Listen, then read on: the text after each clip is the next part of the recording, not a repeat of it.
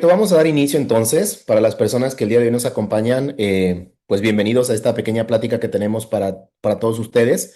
Y agradecer, por supuesto, por invitarnos a dar esta pequeña charla que la verdad es de bastante importancia, ¿no? Saber reconocer no solamente a nivel morfológico, sino también a nivel clínico, algún problema, en este caso, de que tenga que ver con una neoplasia hematopoietica linfoide. ¿De acuerdo? Entonces vamos a ir desarrollando el tema y si bien es cierto, pues lo que vamos a intentar hacer es ver cuáles son las características morfológicas y citológicas que nos pueden orientar a un proceso oncohematológico, estrictamente un proceso neoplásico linfoide, pues finalmente recuerden que siempre partimos de un evento clínico, ¿de acuerdo? La mayor parte de las ocasiones estamos acostumbrados a que en el laboratorio pues no recibimos esa información que es el motivo de consulta, lo cual pues muchas veces es importante para poder derivar de manera inmediata al paciente. Entonces, el tema del día de hoy es claves morfológicas y citológicas para el reconocimiento de linfomas en sangre periférica y médula ósea. Solamente aclarar un punto, que la realidad es que no todos los linfomas van a ser una fase leucémica, es decir, no todas van a tener esa propiedad de despegarse del tumor original y pasar o infiltrar sangre periférica o médula ósea. Y en este sentido, pues será el anatomopatólogo quien a partir de una biopsia o a partir de otra técnica que más adelante vamos a hablar, como la punción por un aspirado de punta fina, digamos, o de punta gruesa, pues se puede establecer el diagnóstico o se pueden hacer estudios más bien para establecer el diagnóstico. Recuerde que la morfología nada más es sugerente de, no diagnóstica de. Sin embargo, es un elemento valiosísimo que tenemos a nuestro favor para poder derivar, repito, de manera inmediata al paciente a un segundo nivel de atención para que se continúen con todos aquellos em, permítame, todos aquellos estudios que de alguna manera se requieren para no solamente establecer el diagnóstico, sino también ver cuál va a ser el pronóstico de la enfermedad. No tiene ningún sentido tratar a los pacientes como se trataba hace unos cuantos años, en donde a partir de la morfología se establecía el diagnóstico y se daba tratamiento, porque justamente veíamos que estos pacientes, lamentablemente, no todos funcionaba la terapia.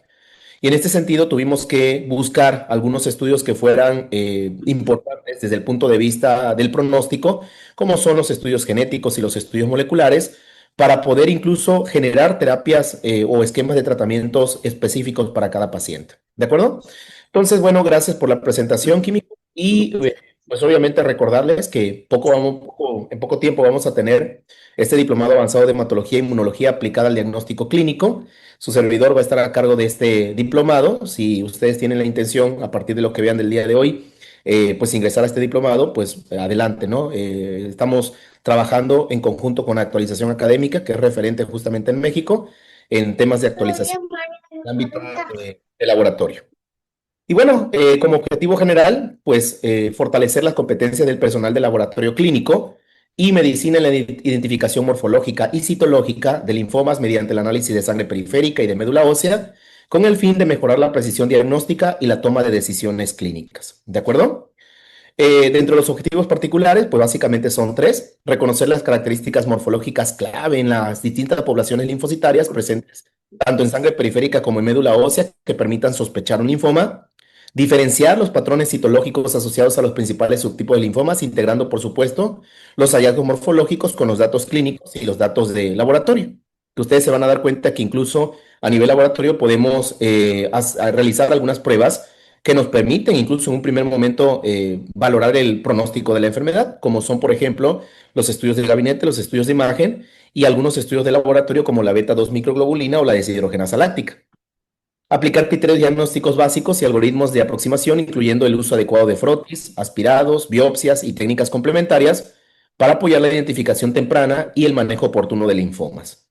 Creo que esta plática tiene como finalidad no solamente preparar al personal de laboratorio clínico para que vea cuáles son las herramientas con las que cuenta y cómo podemos de alguna manera sospechar que se trata de un proceso oncohematológico, sino también al personal médico de primer contacto, pues saber cómo tiene que abordar y qué pruebas o qué elementos tiene en el primer nivel de atención para poder derivar al paciente a un segundo nivel de atención.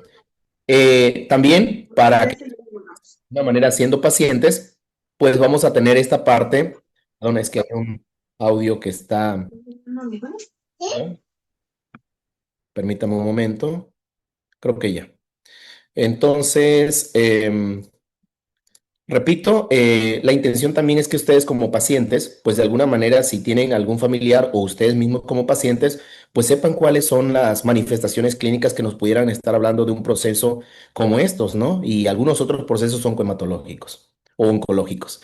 Y vamos a iniciar como siempre con un dato, con un caso clínico para que vean la importancia entonces que tiene el hecho de saber cuál es el motivo de consulta y cuáles son las características morfológicas que nos pueden estar hablando o de alta sospecha de un proceso oncológico. Como datos generales, se trata de un paciente masculino de 8 años de edad, de escolaridad primaria y lugar de residencia Querétaro, México. Es importante, por supuesto, saber que la mayor parte de las neoplasias linfoides se presentan en pacientes adultos.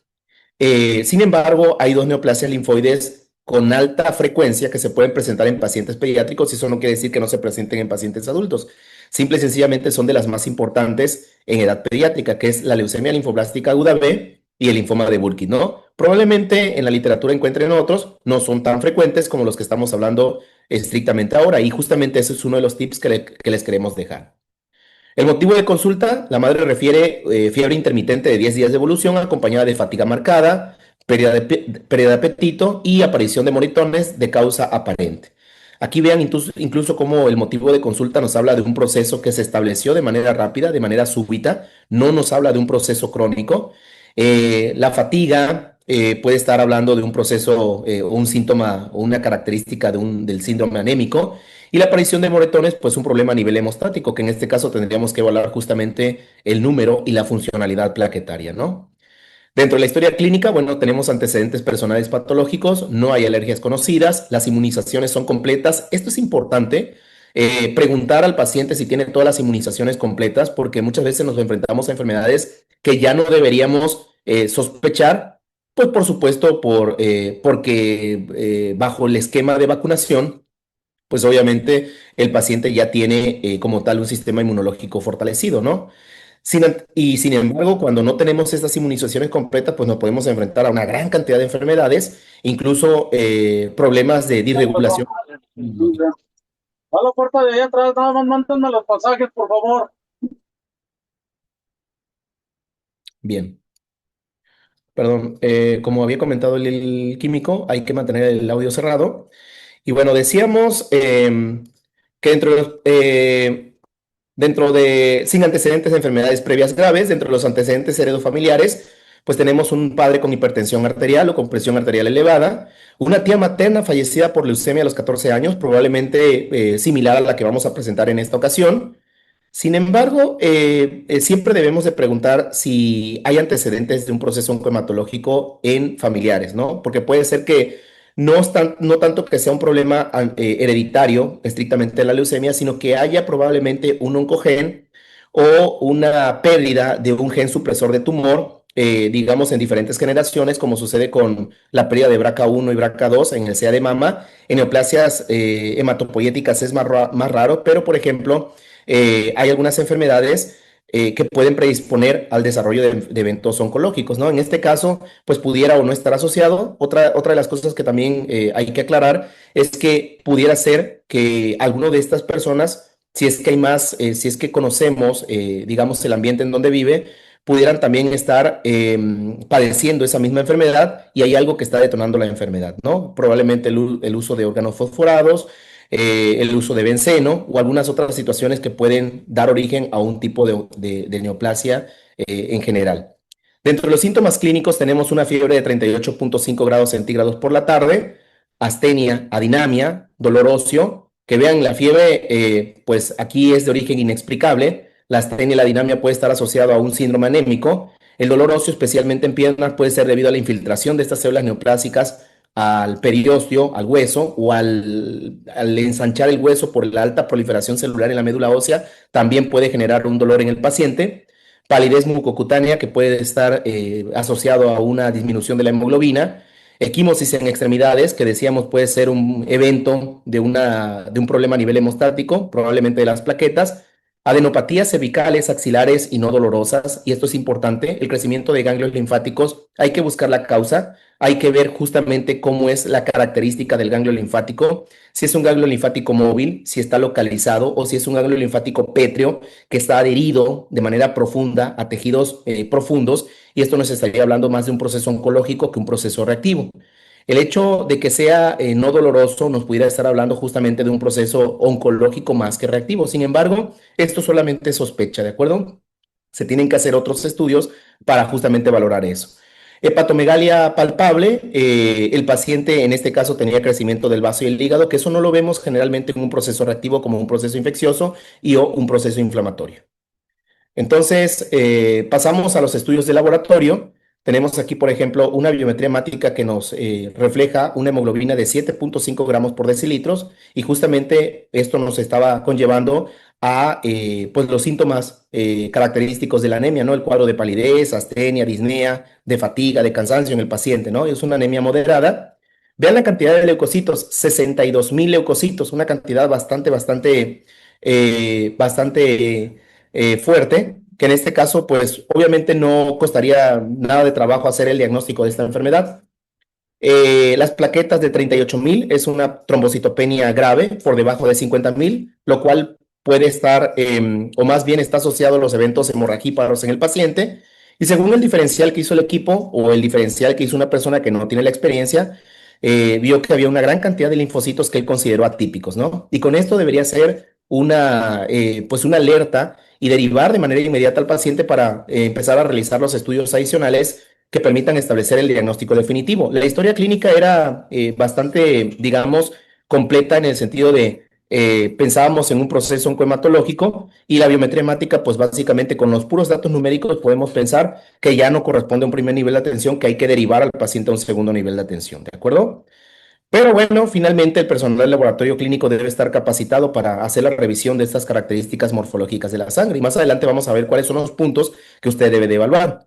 Y dentro de ellos, pues obviamente es el tamaño de la célula, y vamos como una cebolla, ¿no? De adentro hacia afuera, el patrón cromatínico, la presencia o no de nucleolos, la forma del núcleo, la cantidad de citoplasma, el color del citoplasma, si hay presencia o no de gránulos azurófilos, y muy importante, identificar si tiene bastones de Auer, ¿no? Los bastones de Auer definitivamente cambian el diagnóstico de la enfermedad, hablando de un proceso hematológico linfoide a un proceso hematológico totalmente mieloide, ¿no? Que en el caso de los pacientes pediátricos, pues no sería tan bueno. Las neoplasias mieloides en general no son tan buenas como las linfoides, en el sentido estricto del tratamiento.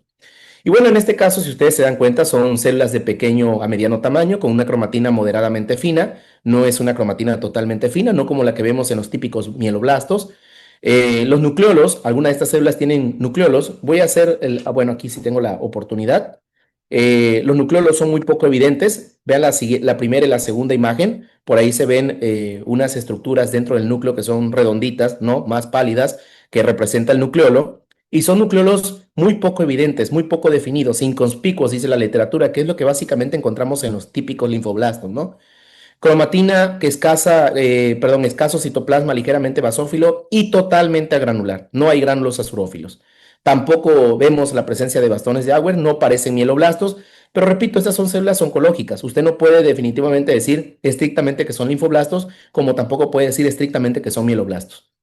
Y esto ha llamado la atención porque de pronto todo mundo con estas características morfológicas y preguntando la enfermedad dice, son linfoblastos. No, espérenme, vamos a hacerlo por parte. Justamente ese error nos costó en el pasado que pacientes que pensábamos que eran linfoblásticas se trataban como leucemias mieloblásticas, no respondían a tratamiento, recaían y por supuesto se hacía una enfermedad mucho más agresiva de lo que pensábamos, ¿no? Entonces, acuérdense que las neoplasias o las células de las neoplasias no tienen palabra de honor. Algunas células hematopoyéticas simulan ser células no hematopoyéticas, algunas células no hematopoyéticas simulan ser células hematopoyéticas, algunas células mieloides simulan ser células linfoides y algunas células linfoides simulan ser células mieloides. ¿De acuerdo? Entonces, con la morfología lo único que podemos hacer es describirlas.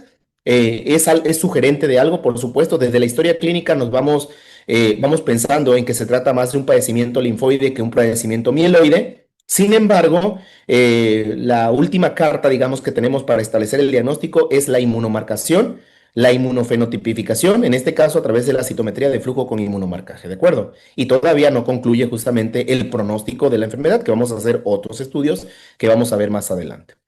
Si ustedes tienen las tinciones citoquímicas en el laboratorio, que muchos países ya no la ocupan, ojo con lo que estoy diciendo, pues utilícela. Es una herramienta importante en el primer nivel de atención. La Organización Mundial de la Salud en ningún momento dice quite las tinciones citoquímicas, sino más bien siga o sume haciendo la revisión morfológica, utilice las tinciones citoquímicas que si las tiene en el primer nivel de atención y continúe con los demás estudios que son más sensibles, son más específicos. ¿De acuerdo? Pero si no las tiene, no es como que vaya a cambiar el diagnóstico. De pronto encuentro personas que dicen, es que hágale mieloperoxiasa, oiga, no la tengo, pues busque mieloperoxiasa. No es como que se va a detener el diagnóstico ahí, ¿no? Y además el paciente requiere ser referido de manera inmediata a un segundo nivel de atención en donde se hagan estudios más sensibles, más específicos, como la inmunomarcación, por ejemplo. Incluso la mieloperoxidasa en el segundo nivel de atención se hace por anticuerpo. La mieloperoxidasa que nosotros hacemos a nivel de citoquímica enzimática tiene limitaciones, lo cual esa limitación pues obviamente no la va a ver cuando hace el proceso de inmunomarcación a través del anticuerpo antimieloperoxidasa. Pero en este caso, si ustedes ven la mieloperoxidasa que está más o menos a la altura del logotipo, pues se daría cuenta que las células son totalmente negativas a la mieloperoxidasa. La célula que está en el centro es un neutrófilo totalmente reactivo, como el que ve en la imagen de aquí de abajo, ¿no? En la imagen con la tinción de Gray. Entonces, estas células son totalmente negativas a mieloperoxidasa. Ojo con eso porque en el artículo original de la clasificación franco-américo-británico decían que algunos linfoblastos podían tener mieloperoxidasa, ¿no? Pero también ellos mismos dicen que al ser un aspirado de médula ósea, en realidad probablemente no sean linfoblastos los que estaban ahí, sino que eran mieloblastos residuales. Y entonces lo que estaba marcando era un mieloblasto no neoplásico. Los linfoblastos, como cualquier célula linfoide, jamás van a expresar mieloperoxidasa. Si expresa mieloperoxidasa en el contexto de esta neoplasia, pues sería una mieloide probablemente inmadura o de inmunofenotipo mixto, que eso lo veríamos justamente en los diplomados, ¿no? Y bueno, pueden aplicar otra técnica citoquímica que es la de ácido periódico de Schiff, como la que ven en las dos imágenes en la columna D, en este caso de la derecha, en donde algunas de estas células van a presentar vacuolas, almacenan glucógeno, almacenan carbohidrato de alto peso molecular como el glucógeno y puede aprovechar esa técnica citoquímica de ácido periódico de Schiff. Que dicho sea de paso, son dos técnicas que fueron donadas por los anatomopatólogos, nuestros maestros a nivel morfológico. Y entonces puede describir las características morfológicas, se observan tanto por ciento de células con apariencia blástica de pequeño o mediano tamaño, de cromatina moderadamente fina, nucleolo muy poco evidente, escaso citoplasma ligeramente basófilo, totalmente granular. Importante decir que no se observan bastones de Auer, eso es importantísimo para el clínico en el segundo nivel de atención. En el primer nivel de atención eso no se va a entender, pero sí el hematólogo que lo vaya a ver sí va a entender que si hay bastones de Auer, eso es una neoplasia mieloide. Y si no lo hay, no es que deje de ser una neoplasia mieloide porque se requieren otros estudios, pero vean cómo cambia el bastón de Auer el diagnóstico de un punto a otro. Y por supuesto, si tiene las tinciones citoquímicas, pues puede describir en su reporte. Estas células neoplásicas son positivas para la tinción citoquímica enzimática. Muchas de estas células presentan vacuolas positivas para la tinción de ácido periódico de Schiff. Y es todo lo que tiene que hacer en el primer nivel de atención. No puede hacer más. No puede decir leucemia linfoblástica aguda B. Oiga, es que entonces estamos cayendo en esta parte en donde en el pasado la morfología, al no tener estudios, de más sensibilidad, pues teníamos que hacerlo de esta manera, dar el diagnóstico a nivel morfológico. El día de hoy ya no. Es sugerente, sí, muy sugerente por la edad, muy sugerente por el cuadro clínico, muy sugerente por la morfología, muy sugerente al aplicar las tinciones citoquímicas enzimáticas, pero usted no puede asegurar que se trate de una leucemia linfoblástica aguda B. Y bueno, tenemos los estudios de diagnóstico, que es la revisión del frotis de sangre periférica, y aquí ustedes están viendo en donde existe la presencia de células de apariencia blástica, de pequeño a mediano tamaño, cromatina laxa, núcleo poco definido y escaso citoplasma basófilo, entre otras cosas que se pueden ir agregando, ¿no? Se hace un aspirado y biopsia de médula ósea, sobre todo el aspirado de médula ósea, y aquí se observa una infiltración de más del 65% de células de apariencia blástica, como las que describíamos en la sangre periférica. Células de aspecto inmaduro, ¿no? Pero para tomar la decisión o saber el diagnóstico definitivo, pues requerimos de la inmunomarcación y esto se hace a través del inmunofenotipo por la citometría de flujo con inmunomarcaje. Al ser un elemento líquido, podemos utilizar esta técnica multiparamétrica que nos permite determinar el tamaño, la complejidad celular y por supuesto diferentes proteínas que en conjunto nos van a dar el nombre de la neoplasia, van a caracterizar a la neoplasia. Que en este caso estas células fueron positivas para un marcador de precursores como el CD10 un marcador B como el CD19, un marcador de inmadurez como el CD34 y TDT, que es una molécula que se utiliza en el proceso de recombinación genética cuando están en la etapa de precursores o linfoblastos, ¿no? Fueron negativas para marcadores linfoides como CD3 y CD7, como también fueron negativos para marcadores mieloides como CD13, 33 y mieloperoxidasa. Eso es importante también decirlo en la citometría con inmunomarcaje porque más adelante, cuando ya se inicia el tratamiento de estos pacientes, pues vamos a someterlo a una cosa que se llama enfermedad medible residual. Antes era enfermedad mínima residual y es volver a marcar a las células para ver si queda una clona residual identificable con el método de citometría de flujo con inmunomarcaje. ¿De acuerdo? Entonces, no podemos tampoco utilizar cualquier anticuerpo, tienen que ser anticuerpos que ya están establecidos los paneles, eso el citofluorometrista lo sabe, para que después utilicemos esa calca y lo volvamos a hacer para ver si queda clona después o durante el tratamiento. Eso lo decide el clínico. Y bueno, por último, vamos a cariotipo y estudios moleculares. Y estos estudios nos van a brindar el pronóstico de la enfermedad. La leucemia a veces decimos leucemia linfoblástica aguda, no, son las leucemias linfoblásticas agudas, hay de muchos subtipos y los subtipos no están designados por la morfología, no están designados por la citometría de flujo con inmunomarcaje, están designados por las alteraciones genéticas y moleculares. ¿A poco nos han preguntado por qué tenemos, aunque tengan la misma edad, tengan, digamos, la misma cantidad quizás de leucocitos, la misma morfología? Presentan una manifestación clínica totalmente diferente. Algunas enfermedades así son más agresivas que otras. Todas son agresivas en este contexto, pero algunas son más agresivas que otras. El tipo de evolución es más rápido. Y esto se debe a que morfológicamente, fenotipicamente, estas células son muy homogéneas, muy similares, ¿de acuerdo? Pero en el contexto de las alteraciones genéticas y las alteraciones moleculares son muy variables y esto es lo que precisamente impacta sobre las manifestaciones clínicas, la evolución y el pronóstico de la enfermedad. Y así como ustedes se están encargando de hacer la revisión morfológica, otros se están generando de buscar cuál es alguna molécula de alto impacto en estas neoplasias para generar terapia blanco. Más adelante vamos a ver que antes existía la leucemia linfoblástica aguda con translocación 22 que da origen al gen híbrido BCR-ABL. Y en un primer momento era de mal pronóstico. Hoy no es que sea tan de mal pronóstico, pero es de un pronóstico intermedio, porque se puede agregar a la terapia que ya se tiene inhibidores de tirosinquinasa como el imatinib, mesilato de imatinib, o ponatinib, que es de última generación, es un inhibidor de tirosinquinasa de última generación. Y entonces, en este sentido, vean lo que arrojó el cariotipo y el estudio molecular de este paciente. Presencia de la translocación 1221 que da origen a la hibridización de este gen ETB6 RUNX1, lo cual es muy buen pronóstico en pacientes. Sin reordenamiento en MLL ni translocación 922. MLL generalmente es una molécula, un gen muy promiscuo.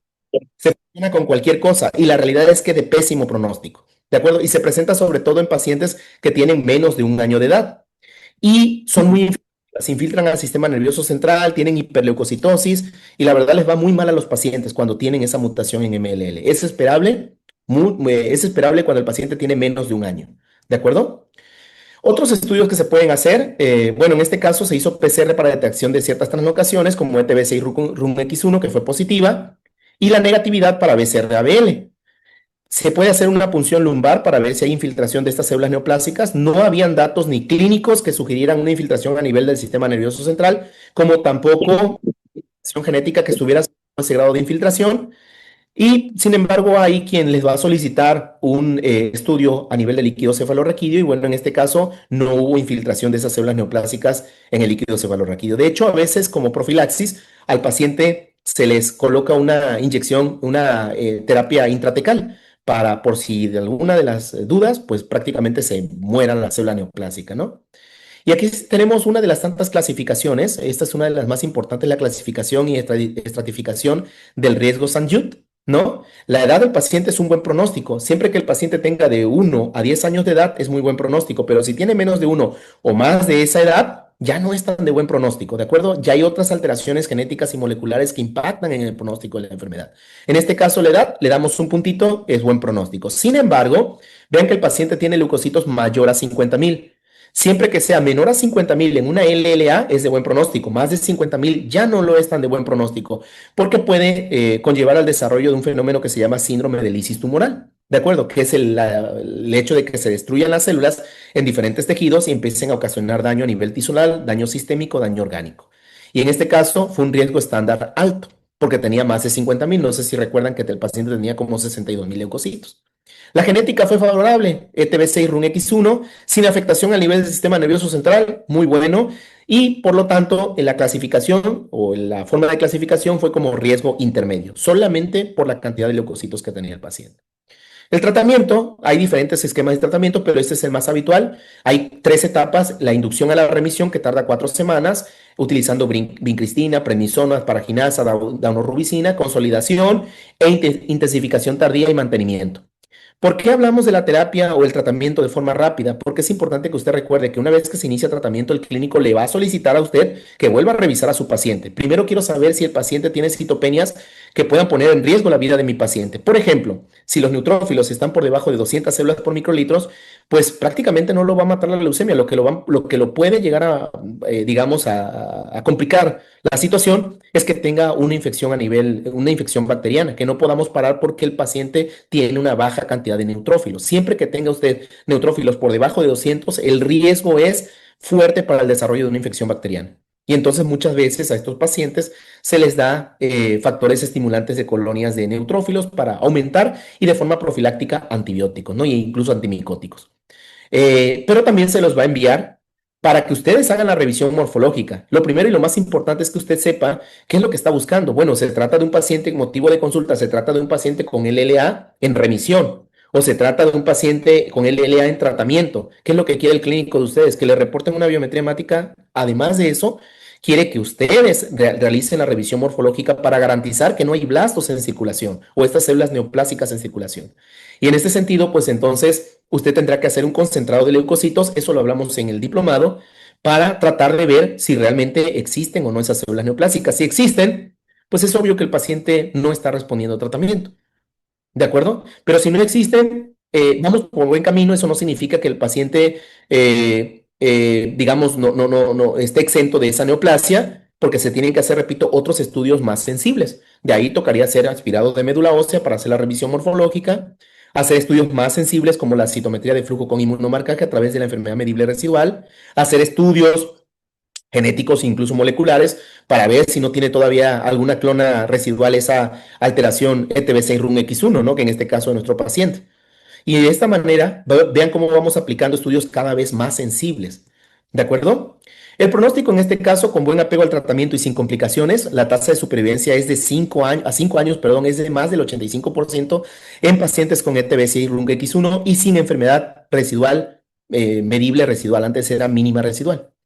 Seguimiento estrecho con PCR para detección de enfermedad medible residual y revisiones mensuales, ¿no? Entonces, esto es lo que se habla. La realidad es que muchas veces en la literatura va a encontrar que el 90% de los pacientes se curan actualmente. Estamos en una situación bastante complicada. Los esquemas de tratamiento son caros. Muchos abandonan ese esquema de tratamiento porque a pesar de que se les pueda brindar en su institución pública, pues no solamente es el hecho de que te vayan a dar tratamiento, sino dónde lo tienes que conseguir, ¿no?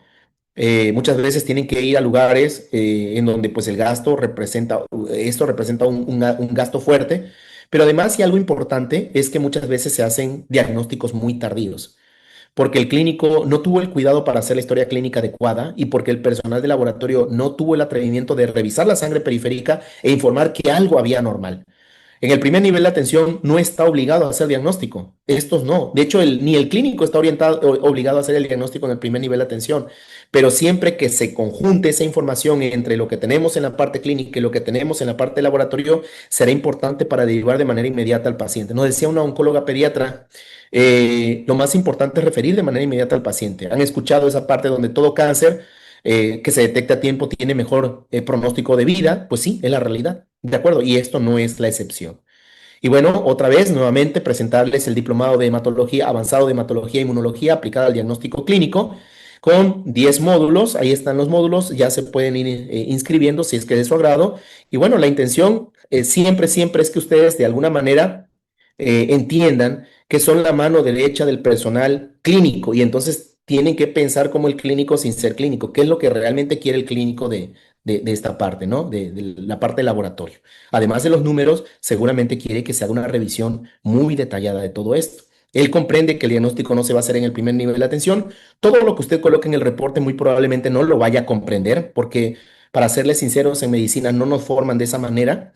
Y entonces lo que necesitamos es, díganos si es leucemia o no es leucemia. Y lo segundo, díganos si tiene menos del 20% o más del 20% de blastos. No, fíjense que si es leucemia y tiene más del 20% de blastos. Con eso para mí es suficiente para tomar la decisión y derivarlo a un segundo nivel de atención, que lo trate el hematólogo o que lo trate el oncólogo, según sea el tipo de neoplasia, ¿no? En este caso sería el hematólogo.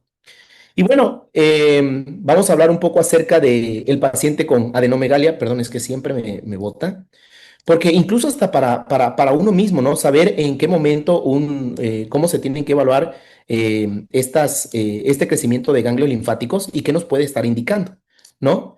Y los datos que se deben tener en cuenta en la evaluación diagnóstica de un paciente que es semiológicamente normales son de referencia clínica, la edad del paciente, ¿de acuerdo? Que lo vamos a ver más adelante. Antecedentes de infección, por ejemplo, HIV-Sida, que es común encontrar crecimiento de ganglios linfáticos por infecciones de tipo.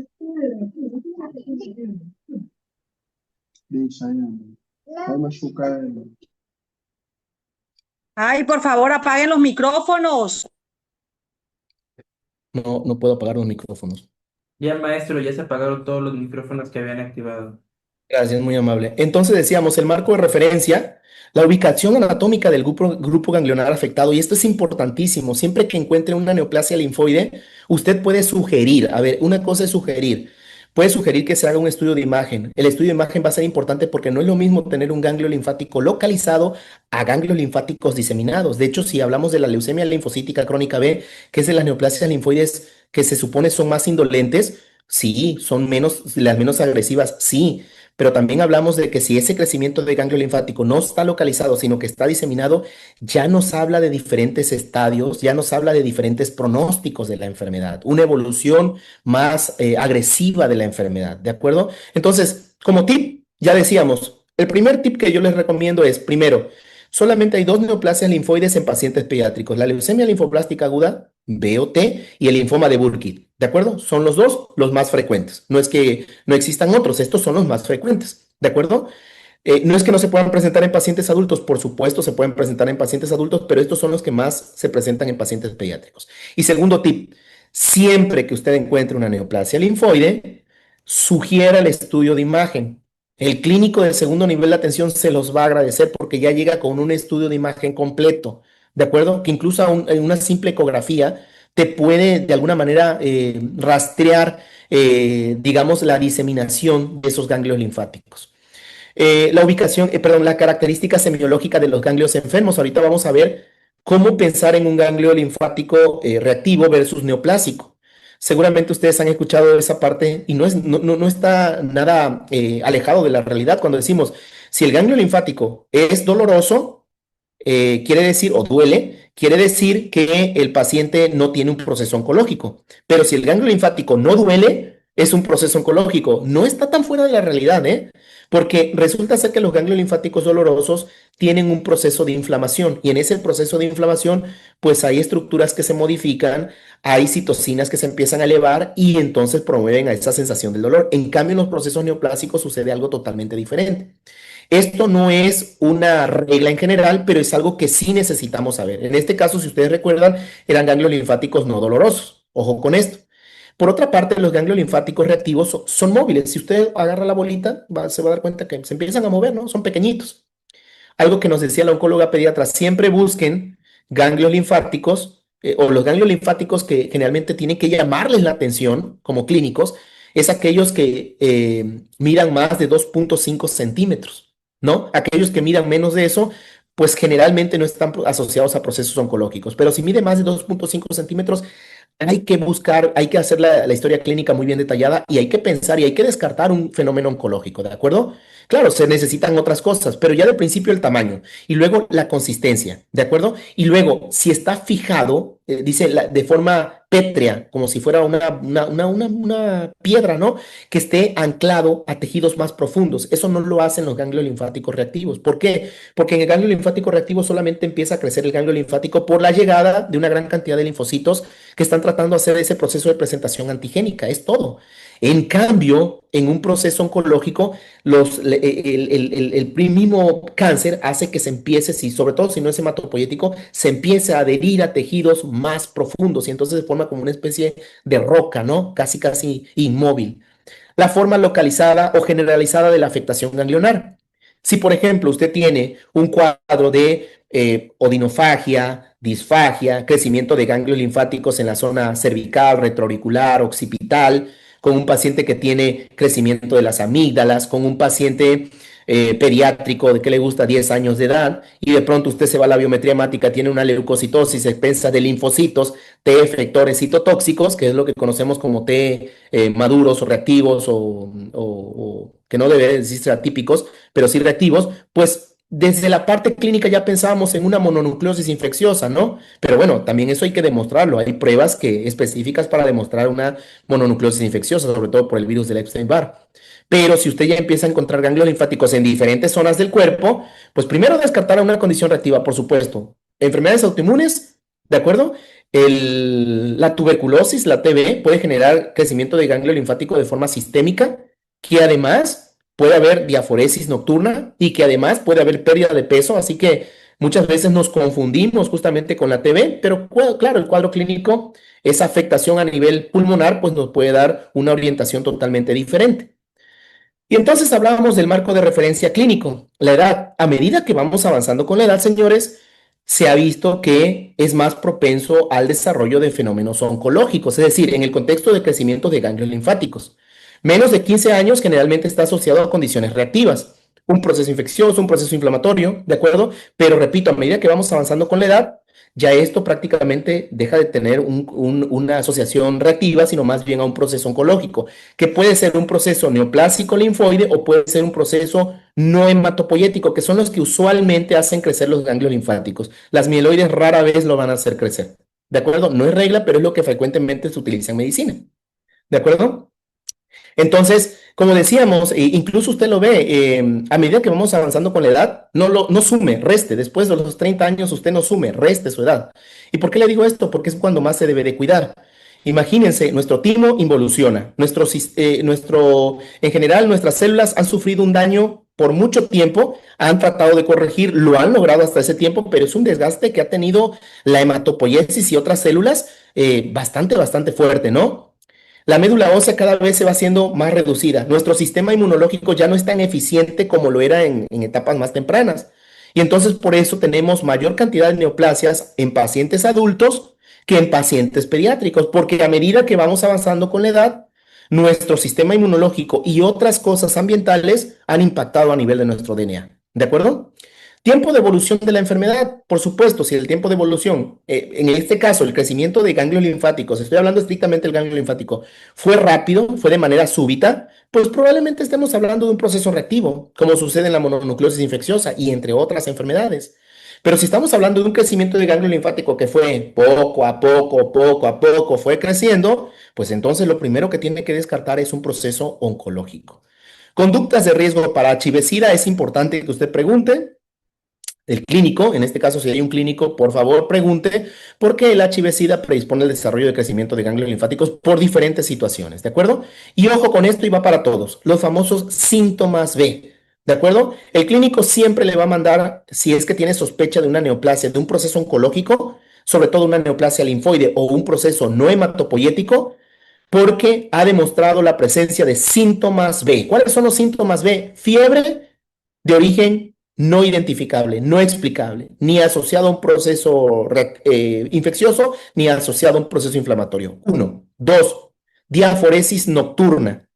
Y 3. Pérdida de peso no intencionada, más de 10% del peso corporal durante 6 meses, que eso incluso usted lo puede aplicar como paciente.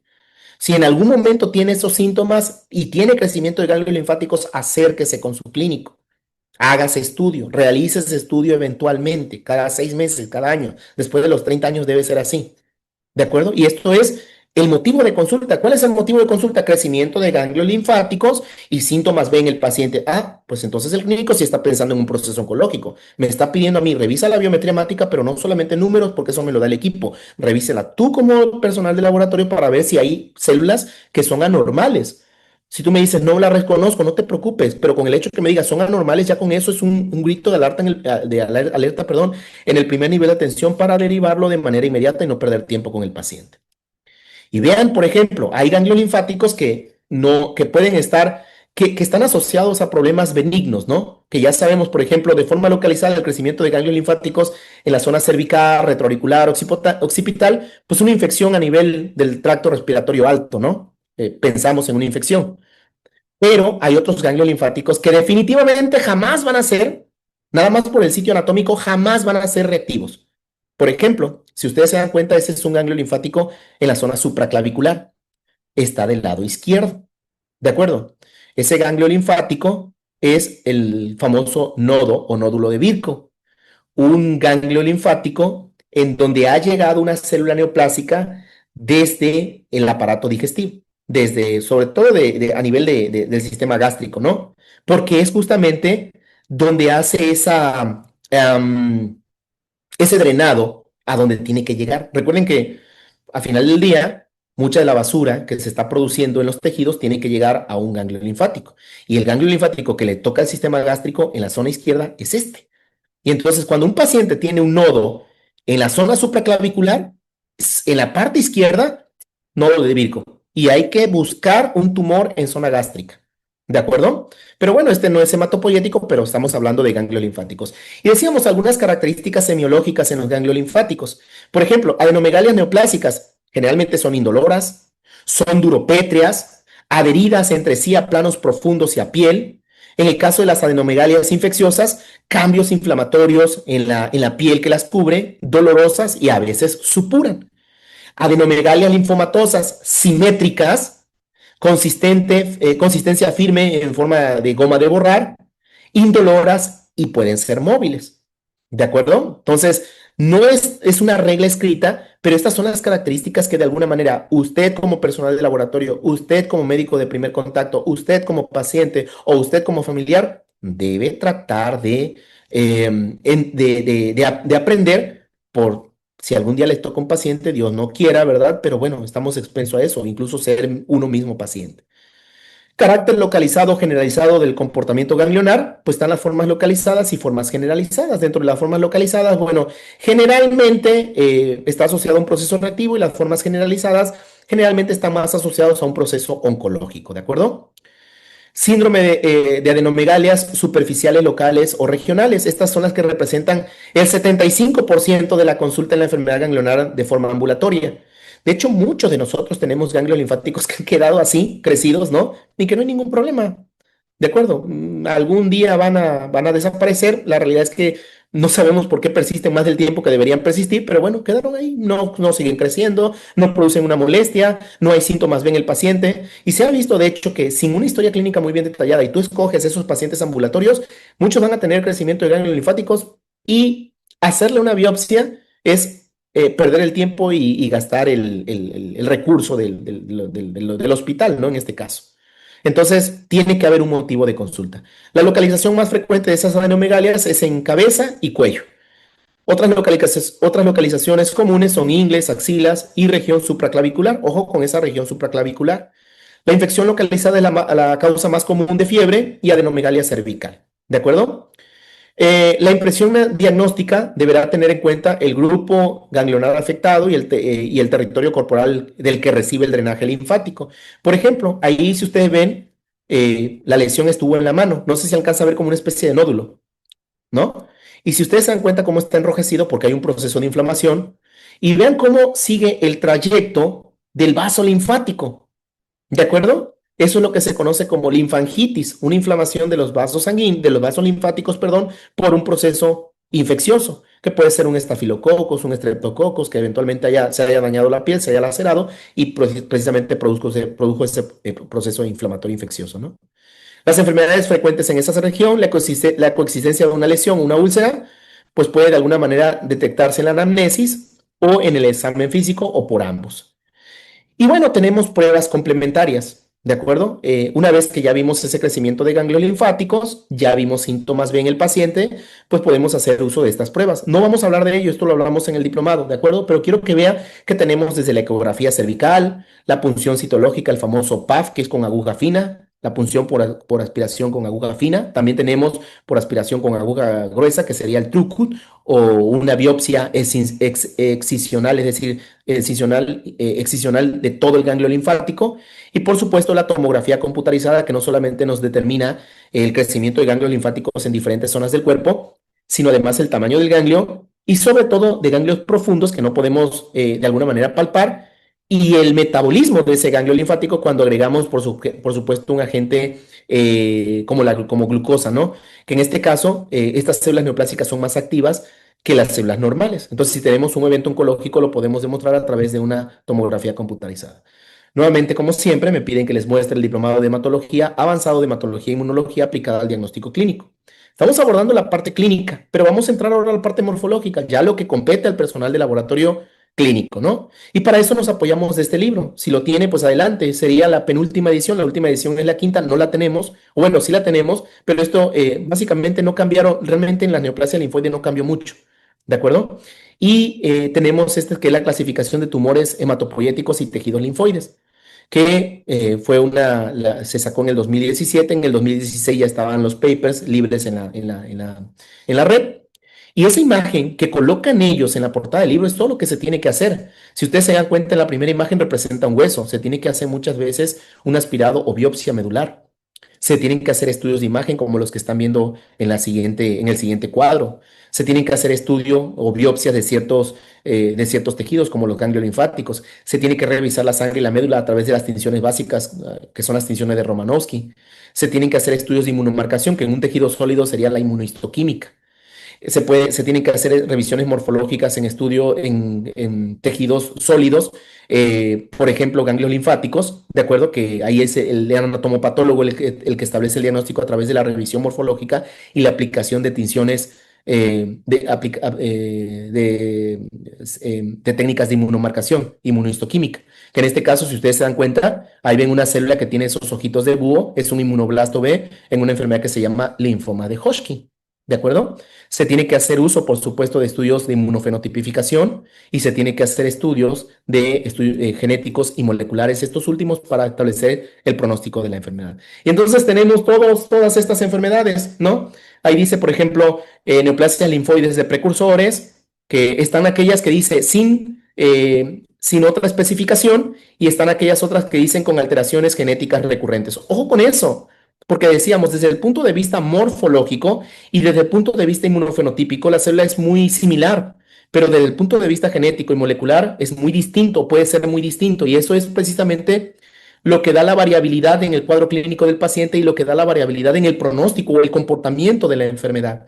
Por eso tenemos dos grupos. El que dice sin otra especificación, porque usted ha demostrado que no hay alteración genética o molecular de las que ya sabemos que tienen un pronóstico, y aquellas que tienen una alteración asociada a las que está viendo en ese recuadro. Y luego tenemos la neoplasia de células B en maduración.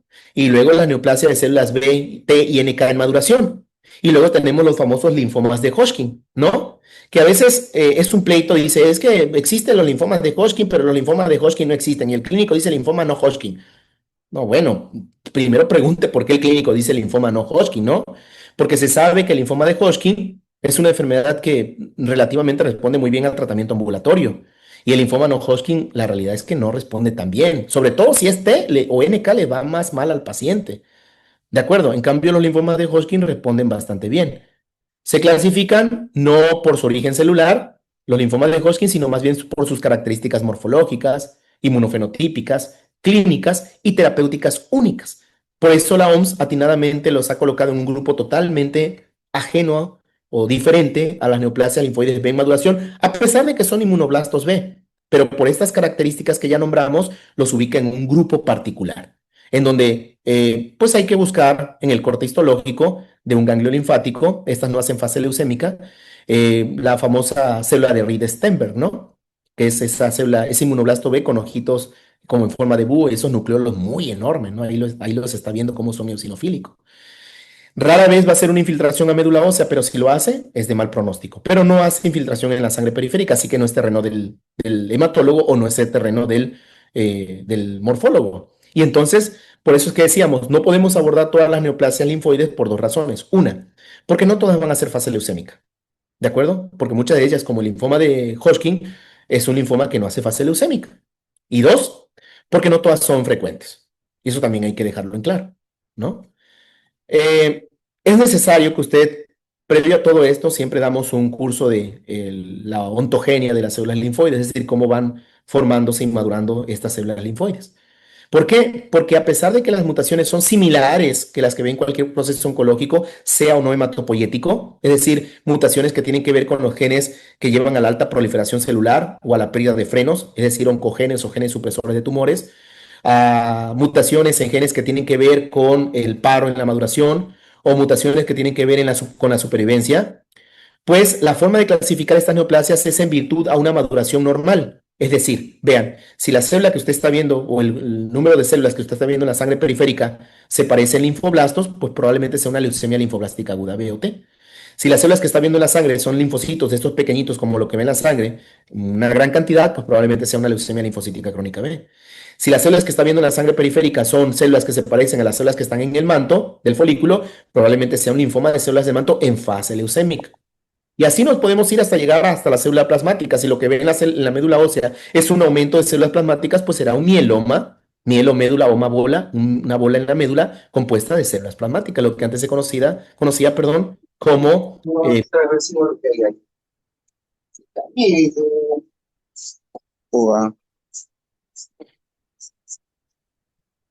bueno, entonces aquí están viendo una fotografía, en la parte de arriba los cortes histológicos y en la parte de abajo cómo se ven estas células en círculos oncológicos, por supuesto.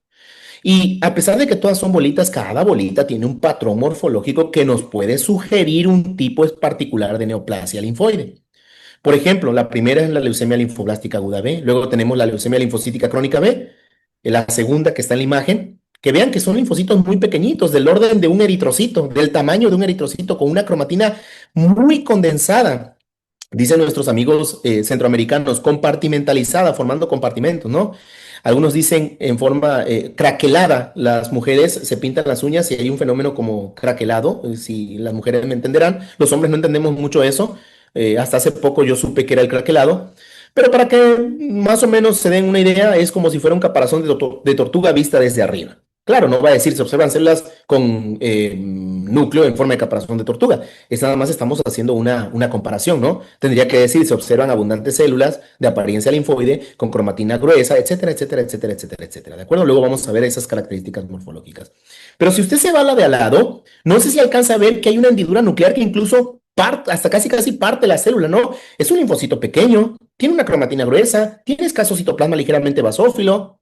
¿Pero por qué no sería una leucemia linfocítica crónica B? Ah, porque aquí tenemos hendiduras y las hendiduras son típicamente o se presentan típicamente en aquellos linfomas o que son del manto, en una de sus variedades, o en los linfomas centrofoliculares que tienen centrocitos, que incluso si ustedes se van a la literatura se dice que el centrocito a veces aparece como si fuera un grano de café. Está partido el núcleo, ¿no? Muy bonito.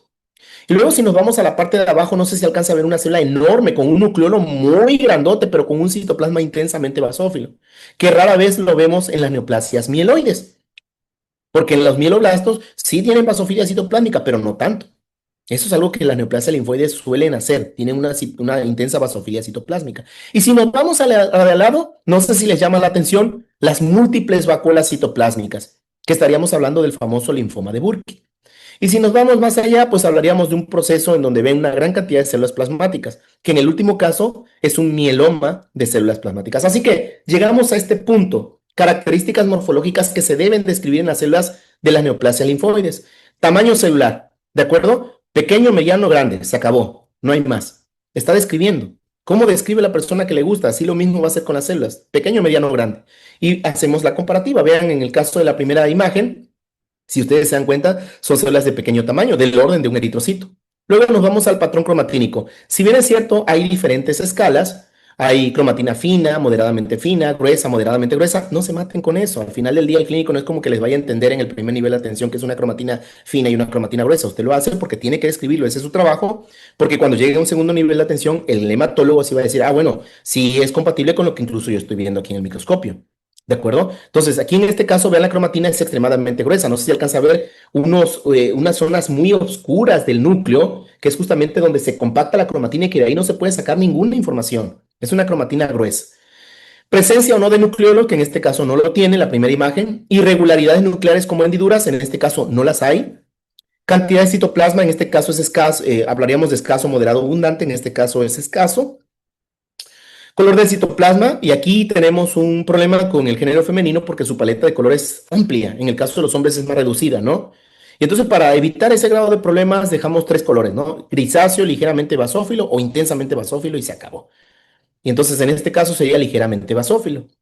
Presencia o no de gránulos azurófilos. Si tiene gránulos azurófilos, pues si está en el contexto de una neoplasia linfoide, probablemente sean una linfoide T, que involucre linfocitos citotóxicos, o NK, que son los que tienen gránulos azurófilos ricos en perforinas y granzimas. Presencia de vacuolas citoplásmicas, que en este caso no los tiene, como veíamos en la imagen previa. En la parte de abajo, si alcanza a ver la fila de abajo, hay una que tiene vacuolas citoplásmicas, que es clásico del linfoma de Burkitt, como también de otras neoplasias linfoides como linfoblásticas B, por ejemplo. Y proyecciones citoplásmicas, vellos, pelos o blebs citoplásmicos. Todo lo que tenga pelo o vello, siempre tiene que pensar que hay que se originó en el vaso. Tricoleucemia, linfoma de linfocitos vellosos, que lo vamos a ver más adelante. Y entonces aquí tenemos como una especie de esquema, ¿no? En donde vemos, sí, todas son bolitas, señores, pero cada bolita tiene algo distintivo. Puede ser el tamaño, el patrón cromatínico, la presencia de proyecciones citoplásmicas, las hendiduras nucleares, el nucleolo, la presencia de intensa basofilia citoplásmica con vacuolas citoplásmicas, los BLEBs. Vean la leucemia prolinfocítica T. Váyanse a la última fila, la de abajo, en la columna número 1, 2, 3, 4. En la columna 4, en la fila 3, vean, dice leucemia prolinfocítica T. Y no sé si alcanza a ver como unos BLEBs, se llaman BLEBs, esas proyecciones citoplásmicas, como la literatura los marca como si fuera timón de barco. Si no conocen timón de barco, como si fueran orejitas de Mickey Mouse. Y es un caso clásico de la leucemia, o se presenta muy frecuentemente en la leucemia prolinfocítica de células T. Y luego tenemos la leucemia de linfocitos grandes granulares, que tengo la sospecha que la persona que describió por primera vez la leucemia de linfocitos Celia, chao.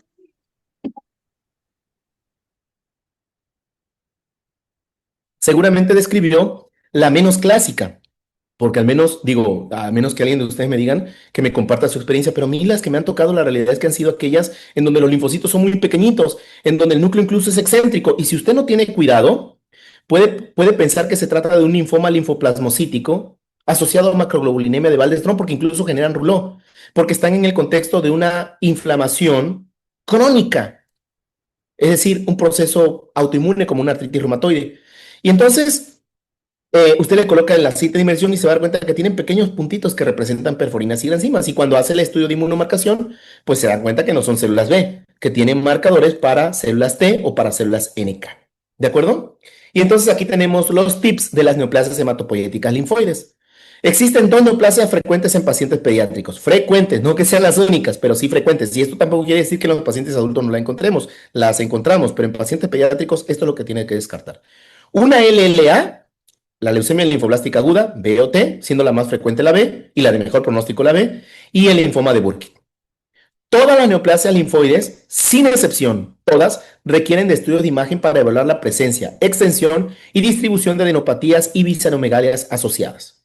¿De acuerdo? Cuando en el diplomado les enseñamos a hacer la clasificación de Ray y Binet, que es una clasificación que se utiliza en el primer nivel de atención y que justamente nos dice cómo es, cuáles son digamos, los datos que se utilizan para hacer esa clasificación. Y hay datos clínicos y hay datos de imagen, ¿de acuerdo? La beta-2 microglobulina de la deshidrogenasa láctica, muchas de las neoplasias linfoides, incluso hay procesos oncohematológicos que el oncólogo te pide la beta-2 microglobulina. Es un marcador cuando está aumentado de neoplasia linfoide, de algunas o de muchas de las neoplasias linfoides, incluso se utiliza como marcador pronóstico. En la leucemia linfocítica crónica B, por ejemplo, es un caso clásico. Y esto es algo que se puede cuantificar en el laboratorio convencional, la beta-2 microglobulina y la deshidrogenasa láctica. ¿De acuerdo? 4. Todas las neoplasias linfoides, sin excepción, requieren estudios de inmunomarcación para su correcta clasificación y diagnóstico definitivo. Y 5. Para determinar el pronóstico de la enfermedad se requieren estudios complementarios como el cariotipo y la detección de alteraciones moleculares. Sin eso, no puede hacer nada. ¿De acuerdo? Y bueno, ya entrando ya en la última etapa, pues me gustaría que ustedes me apoyaran. La primera imagen, ¿qué podría ser? Y la segunda imagen, ¿qué podría ser? ¿Qué se les ocurre? Están en el contexto de una neoplasia. ¿Son neoplasias? ¿Son leucemias? Sí. Y como estamos viendo neoplasias linfoides, pues seguramente serán linfoides, ¿no? Pero a ver qué se les ocurre la primera, a ver si me pueden ir anotando en el chat.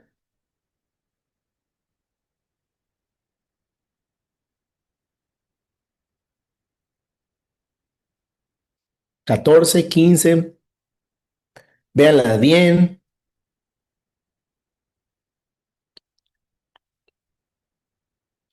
Bueno, no estoy viendo realmente lo que están escribiendo porque si me salgo creo que se bota la imagen, pero bueno, vamos a ver la primera. La primera son linfocitos pequeños, ¿de acuerdo? Con muy escaso citoplasma, no hay vellosidades citoplásmicas, no hay hendiduras nucleares, lo cual nos hace descartar, ¿no? Un proceso, un linfoma del vaso y nos descarta un linfoma del manto o un linfoma centrofolicular. Digo, nos descarta entre comillas, o sea, no es que se descarte completamente porque para eso requerimos estudio de inmunomarcación. Pero típicamente esta sería la leucemia linfocítica crónica B. Vean la forma de caparazón de tortuga. Y hay por ahí una célula destruida que muchos de forma rimbombante le llaman manchas de Gumprens. Cuando uno lee realmente la historia de la leucemia linfocítica crónica B, se va a dar cuenta que Gumprens no hizo nada como tal no hizo nada en la revisión morfológica de esta neoplasia. En realidad, ya se había dicho que estas células eran frágiles y que se destruían y que eso podía incluso ser un factor pronóstico de buen pronóstico para el paciente. Y Gumprich dijo, bueno, ya inventaron todo, ¿qué hago? Pues le pongo el nombre a esta célula y todo el mundo empezó a correr y decirle sombras de Gumprich o células de Gumprich. No, son células. Se acabó. Que la única donde tiene valor diagnóstico y pronóstico es en la leucemia linfocítica crónica. Si se le rompen en el contexto de otra neoplasia, no tiene ningún valor. Luego tenemos la siguiente imagen, ya son células un poco más grandes, con una cromatina moderadamente fina, nucleolo, una de ellas tiene un nucleolo, no sé si lo alcanza a ver, muy poco evidente, inconspicuo, dice la literatura, escaso citoplasma ligeramente basófilo, totalmente granular, y estas son los famosos linfoblastos o precursores, ¿no? En una leucemia linfoblástica aguda B. Les doy tiempo para que vean las dos imágenes de al lado. Una es un concentrado de leucocitos, ¿eh? El de la izquierda es un concentrado de leucocitos. Tuvimos que concentrar porque el número de células era muy mínimo. Entonces, no sé si quieren apoyarme en el diagnóstico morfológico de la primera y de la segunda. Véanla bien.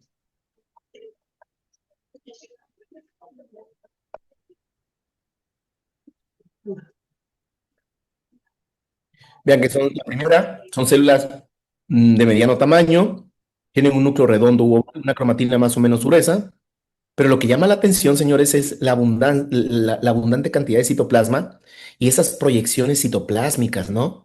Que es como cuando uno se acaba de levantar, que todo está, digamos, pelos para arriba. ¿Y qué decíamos? Que todo lo que tenga pelos o vellos, ¿de dónde viene? Del vaso. Y entonces usted está obligado a pedirle al clínico información si está crecido el vaso y si no sabe, pues de todas maneras va a tener que hacer un estudio de imagen valorando justamente el vaso, el hígado. En este caso sería una tricoleucemia o leucemia de células peludas, la famosa leucemia de células peludas. Y luego la siguiente imagen, no sé si me pueden apagar el audio, por favor. La siguiente imagen son células de mediano tamaño, un núcleo redondo, solamente que ahí está un poquito ya medio alterada la morfología, pero vean el citoplasma intensamente basófilo. Y lo que llama la atención son las vacuolas citoplásmicas. Estas vacuolas, que en este caso en particular, son ricas en lípidos neutros. ¿De acuerdo? No almacenan glucógeno. Hay una neoplasia, su diagnóstico morfológico diferencial es la leucemia linfoblástica aguda B, lo que antes se conocía como L3, ¿de acuerdo? Algunas quedaron como leucemia linfoblásticas aguda B que tienen vacuolas citoplásmicas, pero las vacuolas son ricas en carbohidratos y por lo tanto tienen afinidad por la tinción de ácido periódico de Schiff, es decir, se tiñen con ácido periódico de Schiff. Estas vacuolas no se van a teñir con ácido periódico de Schiff porque tienen lípidos neutros y entonces se puede utilizar otra técnica que se llama rojo oleoso. Pero a ver, vamos a dejar claro una cosa, porque cada vez que mucha gente va al instituto, endiosado de que puede hacer el rojo oleoso y no es una técnica sencilla. Cuando estábamos en el instituto, yo recuerdo que el histotecnólogo que estaba con nosotros era extremadamente bueno y él nos decía, no es una técnica sencilla. Y entonces de pronto veo personas que dicen, hágale ¿qué? Hágale un rojo oleoso. No, si no es como hacer una tinción de Gray, una mieloperoxidasa. Entonces, y tampoco se encuentra disponible. Y además no es como que eso vaya a cambiar el diagnóstico. Usted piensa un linfoma de Burkitt versus una leucemia linfoblástica aguda B, refiere al paciente para que se le haga el estudio de inmunomarcación y ya se acabó, ¿de acuerdo? Y bueno, creo que esta es la última, bueno, no, la penúltima, vean, esta es una médula ósea. ¿Qué tal les parece esta médula ósea? Algo se está repitiendo de forma clonal, no sé si alcanza a ver que son figuritas o estampitas que se están repite. ¿Qué tal? ¿Qué les parece? ¿Algún posible diagnóstico?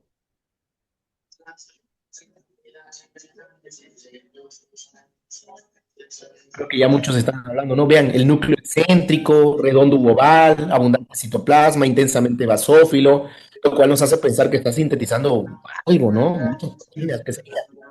Y una zona negativa que representa el aparato de Golgi adosado al núcleo, ¿no? Que es esa parte clara.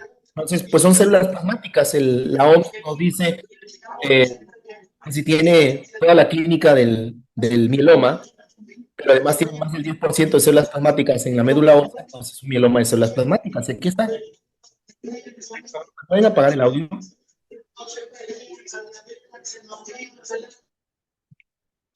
Y por último, tenemos esta imagen, vean, son células de mediano a gran tamaño, tienen un núcleo bastante grande, vean el nucleolo muy evidente, ¿no? Es un citoplasma basófilo, no tiene gránulos, pero vean, ¿qué podría ser? Vean el citoplasma, busquen el citoplasma, vean el citoplasma.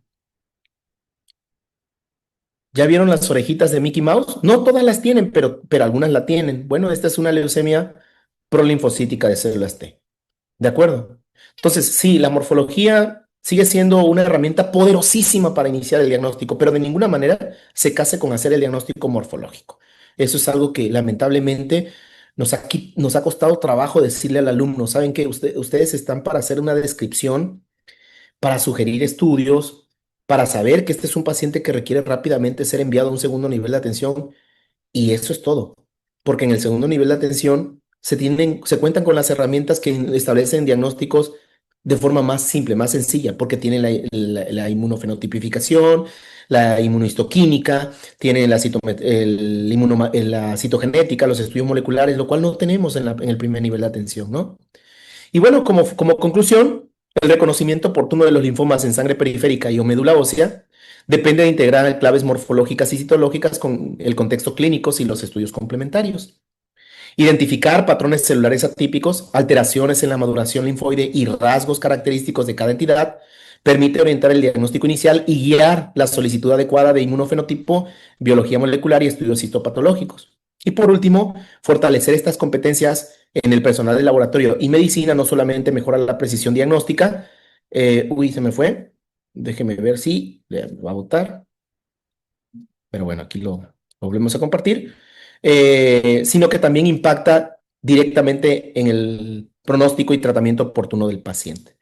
La información fue obtenida a partir del libro de la OMS, de la cuarta y quinta edición. Ya hubieron algunas modificaciones, justamente no tanto en las neoplasias linfoides, pero las modificaciones que realmente valen la pena en las neoplasias linfoides tienen que ver con las alteraciones genéticas y moleculares, ¿de acuerdo? Entonces, bueno, eso es lo más importante. Señores, pues fue un gusto haber compartido esta experiencia con ustedes. Ojalá se puedan inscribir al Diplomado Avanzado de Hematología e Inmunología aplicada al diagnóstico clínico. Tratamos, por supuesto, de que usted correlacione la parte clínica. Siempre el motivo de consulta le va a brindar una información valiosísima y no es que conozca todo el motivo de consulta del paciente, pero el paciente siempre va por algo y eso puede orientar y puede ayudar muchísimo a su abordaje en el laboratorio, ¿de acuerdo? No es que se haga clínico, el clínico tiene su trabajo y el personal de laboratorio tiene el suyo, ¿no? Que en este caso es justamente tratar de integrar todo ese conocimiento. Es el anatomopatólogo chiquitito, dicen por ahí, ¿no? Entonces, bueno, les invitamos a nuestro diplomado avanzado de hematología e inmunología aplicada en el diagnóstico clínico. Muchas gracias, hasta pronto, bendiciones a todos.